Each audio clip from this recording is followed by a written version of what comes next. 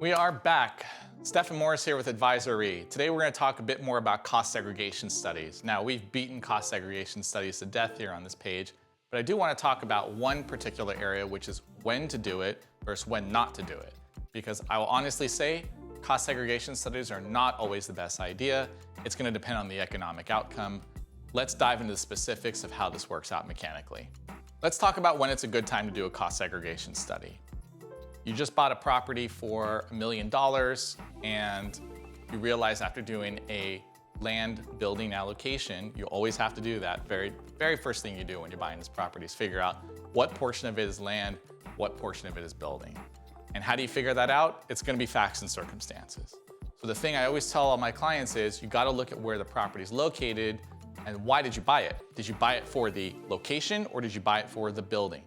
And the best example I can give is, let's take a coastal property let's use Santa Monica, for example, which is prime real estate out here in the LA metro area. And you bought a property for $1 million versus a property out in the middle of the high desert for $1 million as well. In the absence of any other information, I'm not going to tell you any more facts. I think it's reasonable to conclude that the location on the coast, especially near the beach, is going to be superior to being out in the desert.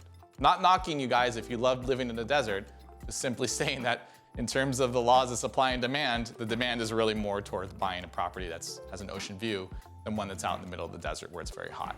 So we can infer from that situation that if we're doing an allocation, a lot more is going to be weighted towards the land in the Santa Monica play. And in the desert, we know we're probably buying an amazing property for $1 million.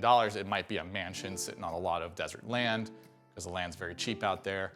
Whereas in Santa Monica, you're probably getting a small sliver of land and an old home that's about 100 years old for the same price. So we know we're buying the location there. That's very important because then when we're thinking about doing a cost segregation study, the $1 million property in Santa Monica might be, I don't know, $800,000 allocated to land, $200,000 to the building. The building's just not worth that much.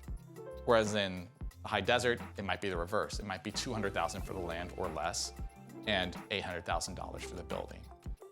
So now with this in mind, which one's going to give you the best cost segregation outcome?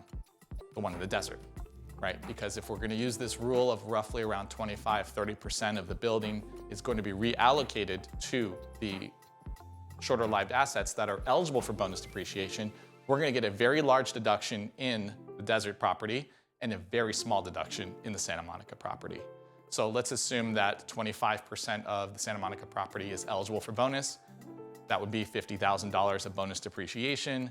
The tax impact of that might be somewhere around $13,000, $14,000. If it costed you $5,000 or $6,000 to do a cost segregation study to get that outcome, it's not that interesting, right? Because the cost segregation study does not give you a permanent tax benefit. It's just an immediate tax deduction which will be paid later when you sell the property. We'll dive into those mechanics shortly. Whereas in the high desert property, we're talking about a $200,000, $300,000 tax deduction, fantastic outcome, and that would alone be very much worth the $5,000 cost segregation payment that you're making to generate that study. When is it even more worth it? It's also going to depend on the property use.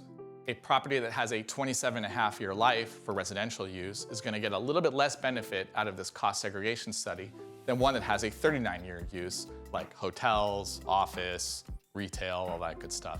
So even with the same purchase price, we're also going to look at what's the actual benefit in terms of dollars today versus what I would be able to recuperate, because you're going to get this depreciation anyway, right?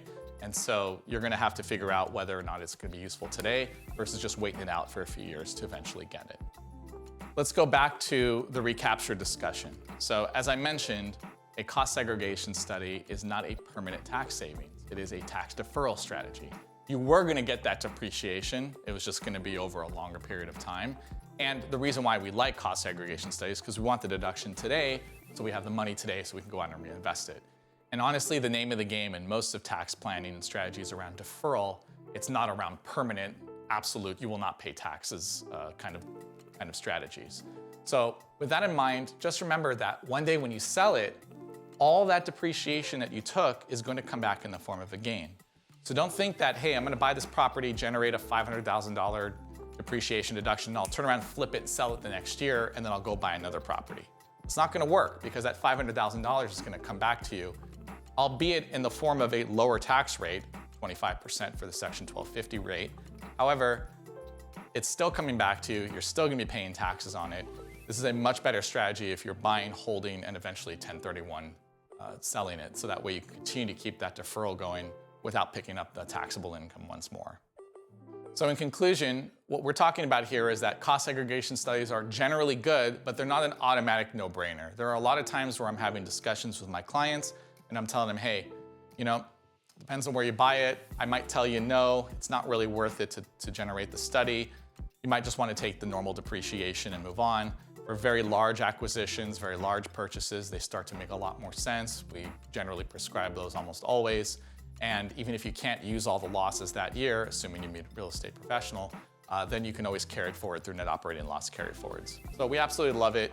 If you want to know more about it, or if you're just trying to understand whether or not the cost segregation study is right for properties that you own, or you're considering engaging a cost seg vendor on, then feel free to reach out to us right here, and we'll be more than happy to assist you in your evaluation. Thanks so much for watching. So make sure to like and subscribe to our channel for all the content related to real estate investment and tax saving strategies.